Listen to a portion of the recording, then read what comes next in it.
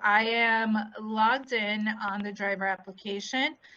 This is the first screen the driver will see once they've logged in.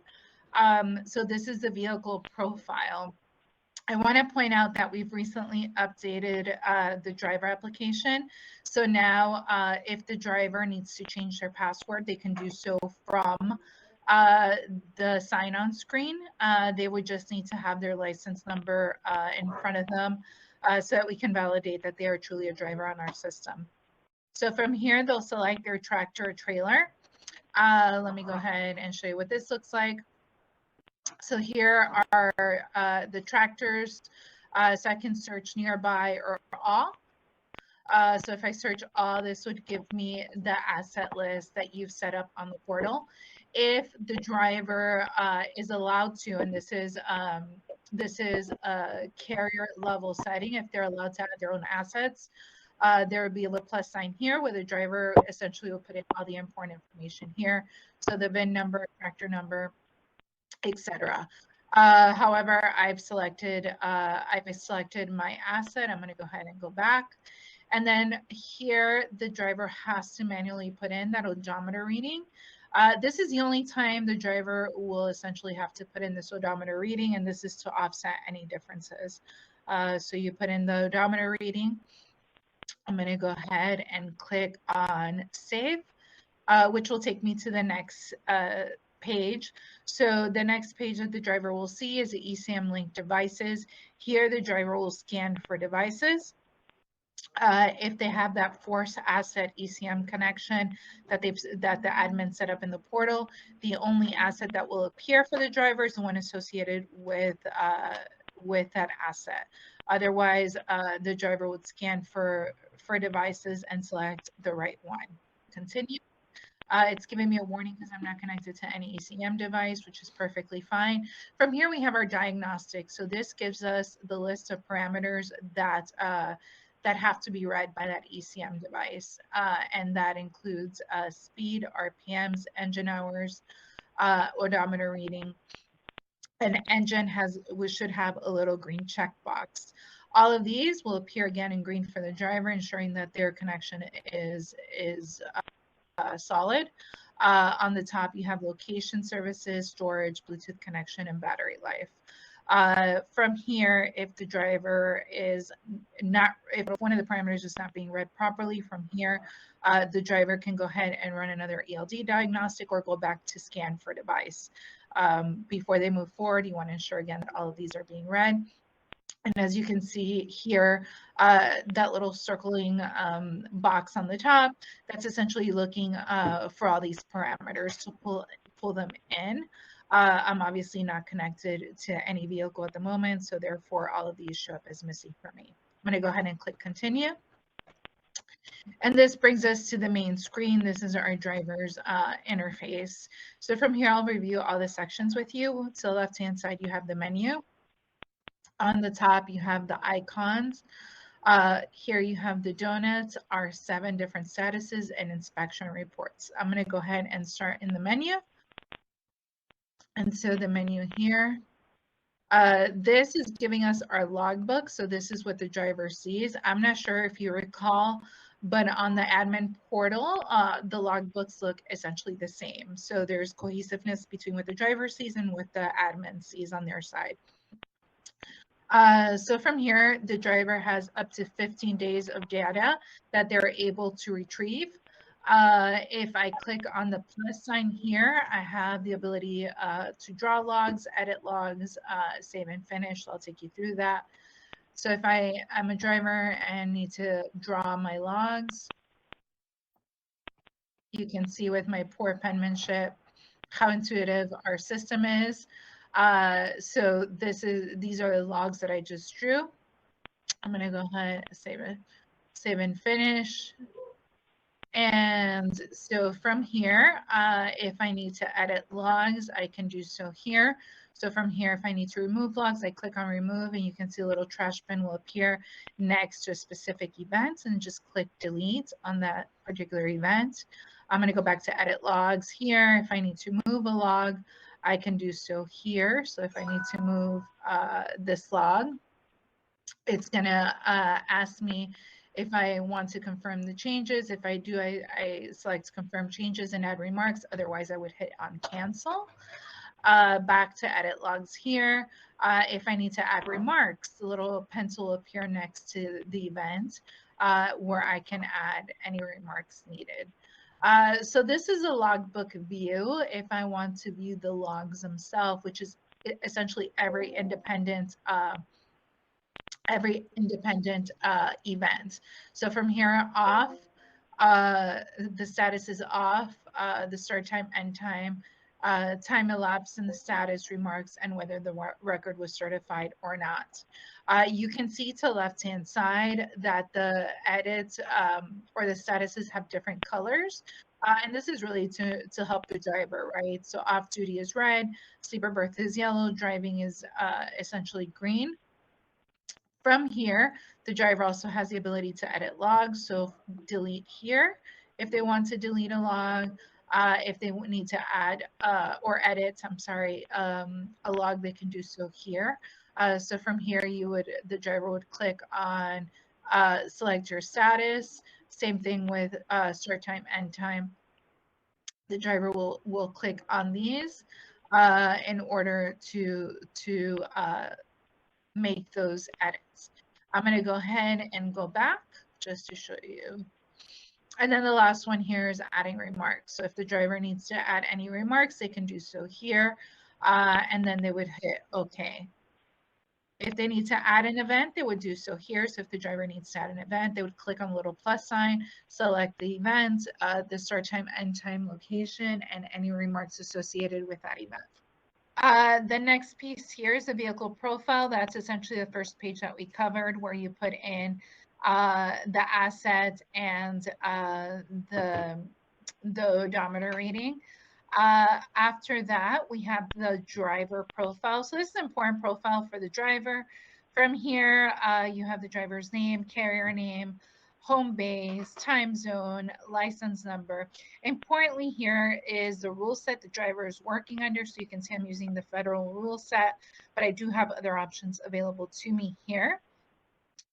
Important to note, if the driver is crossing the border and doing cross-border transportation, whether to Mexico or to Canada, the driver, while crossing the border, should go to on duty and from there select the rule set that they're going into. However, if the driver fails to do that, the application is smart enough where it will locate the driver, letting them know that they're working under the wrong jurisdiction. And the driver will continue to be alerted that they're working under the wrong jurisdiction and prompt them to come into a driver profile to go into the correct jurisdiction. So essentially, if that driver is crossing over, let's say to Mexico, here you have the Mexican NOM, or into Canada, then they would select the proper rule set there. Again, the driver here has the ability to select metric units, whether it's miles, gallons, kilometers, liters. And then here, because the admin allowed this driver to use exemptions, the driver is able to mark themselves as exempt and provide the reason why. So again, this is this is a driver account setting under the admin portal, and this is dictated by the admin. The next one here is everyone's favorite, violations. So from here, as a driver, I'm able to see I have 3 violations. If I click on there, you can see how the violations show up for the driver. So type of violation, the timestamp, and the date. And you can see that I have 3. The next one are annotations. So your annotations live here. So you can see I have 2 annotations, are both crossing the border. The next one here, certifying records. So you see here I have 8.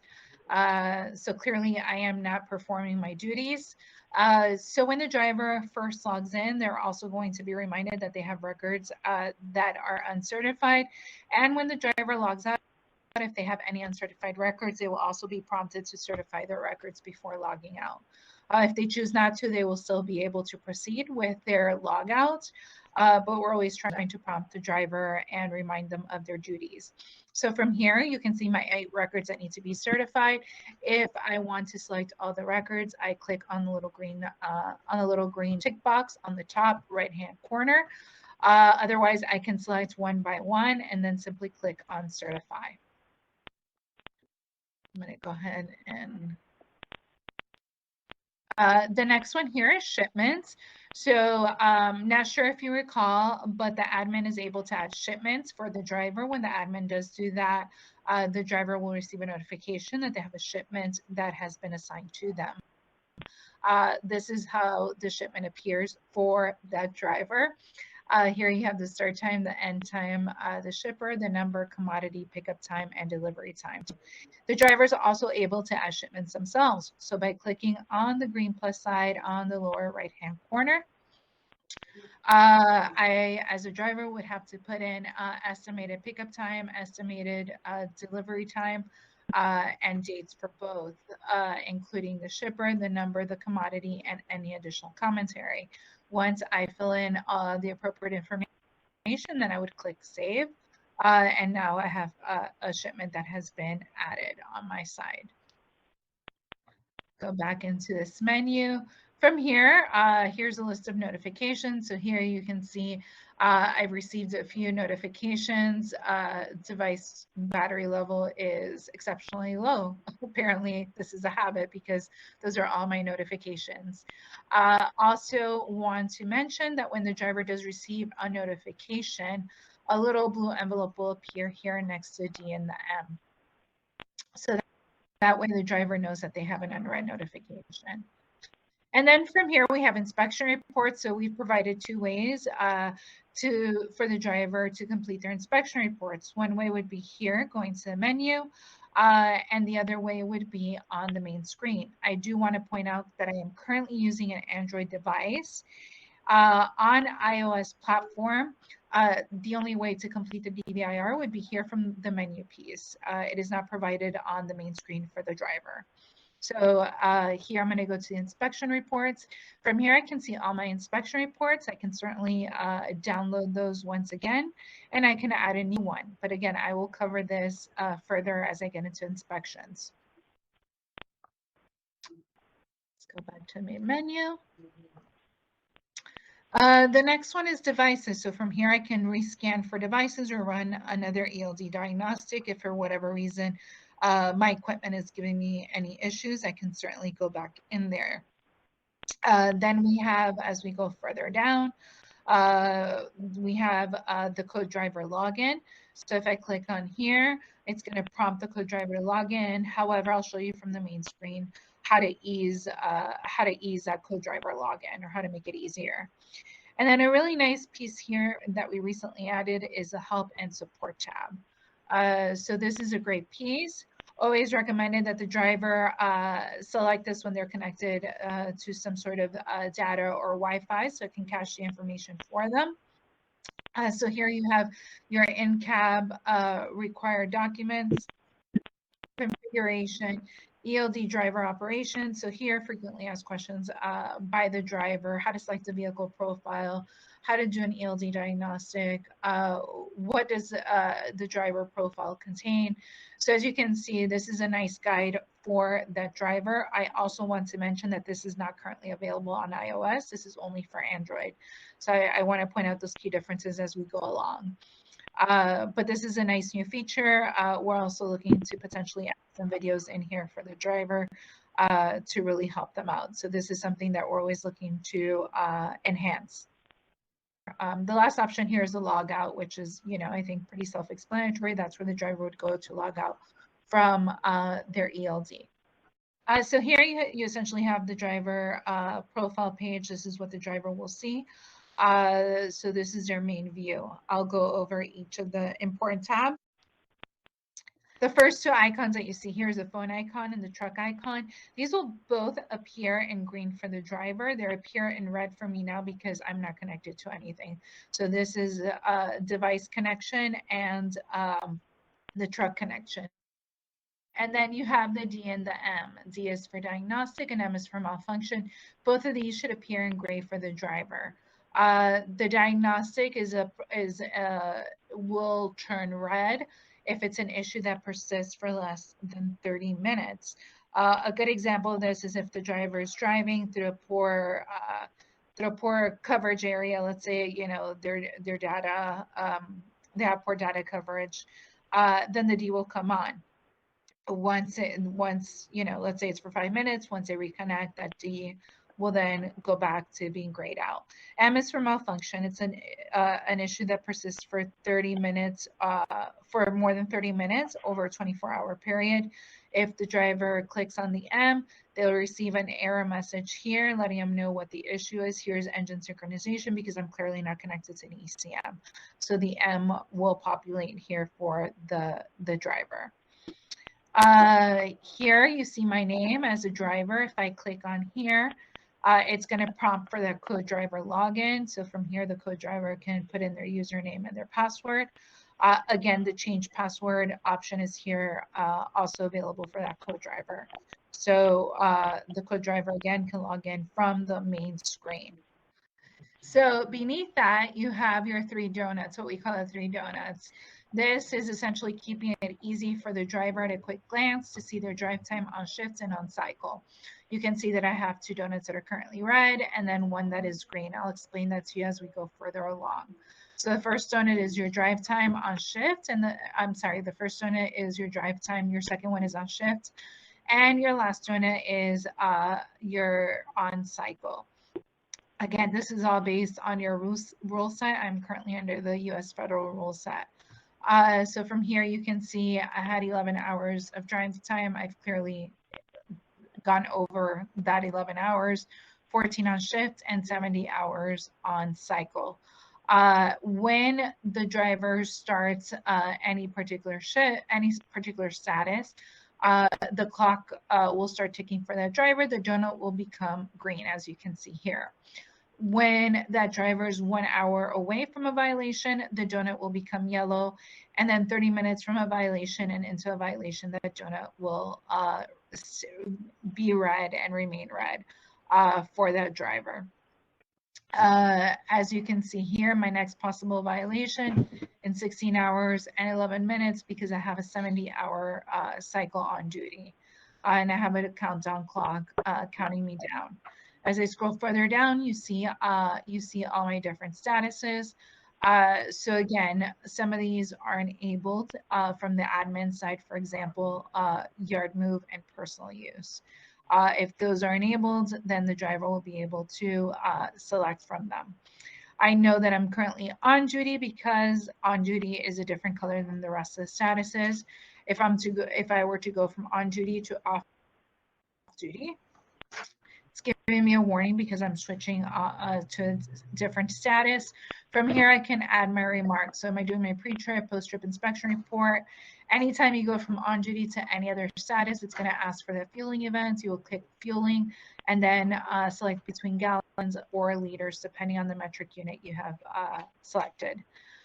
Here are the rest of your options, including DOT inspection and crossing the border. If the driver, again, is to cross the border, they want to go to on duty. And then from here, they would have a drop down and they would select their proper rule set. I'm just going to continue. And it's asking me for my odometer reading because I am not currently connected to an ECM device, so it's not reading that parameter.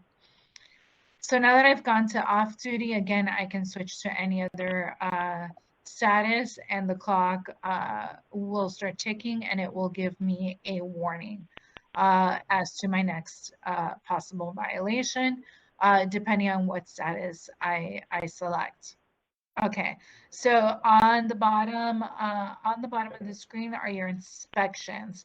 Here is your adverse driving conditions. And so let's say I'm driving, from Miami to, I don't know, Toronto. So if I'm driving and I happen to get traffic in Miami, the adverse driving condition does not turn on for the driver until they're 30 minutes away from reaching their cycle limitations. So for example, if I'm driving and I'm 30 minutes away from a violation, that adverse driving condition will populate up for the driver and the driver will simply turn it on, adding to his or her time in that particular status. The next one is a little police officer. So from here, if the driver is to be pulled over, they want to select this little green icon with little police officer. Here you have our FMCSA registration information. So here is what that DOT officer would see. If I were using the Canadian rule set, you would see our Canadian certification here. In order to export the data, the driver simply has to click here, export ELD data, and they have 4 different options here: local, USB, directly to FMCSA, or through encrypted email. So they're able to transfer the data in 4 different ways, and 4 different options are provided to them. Once the driver is done with that inspection, for the safety of that driver, we are asking that driver to put in their password, and that's to ensure that the driver's in full possession of his or her tablet or cell phone. The last piece here is the inspection. So as I mentioned before, the driver can do a DVIR from the menu, or they would simply click on the bottom of the screen. So here are the DVIRs that are currently available. I can certainly download them or add a new DVIR by clicking the little plus sign. The inspection report that is pre-selected is determined by the rule set that driver is working under. So if I, as a driver, were working under Canadian Schedule 1, that would be pre-selected for me. However, I'm still under the federal rule set of the US. So United States is selected for me. I'm going to go ahead and click OK. And here's your DVIR. Now with the DVIR, the driver only has to select any defects with the vehicle. If there's no defects with the vehicle, the driver does not have to select anything. So let's say if I'm the driver, I'll select bumper, airlines. As you can see, as I'm selecting items, there's a little pencil that appears next to them. This allows the driver to add any remarks as needed. So they can add any remarks and then hit OK or cancel. It's not required, but it is advised that they do add some commentary if there are any issues there. I'm going to go ahead and click continue. Now this is a DVIR for the trailer. So from here again, it's the same practice. You would only select the issues that are defective with the trailer. If there are no issues, let's just go to next.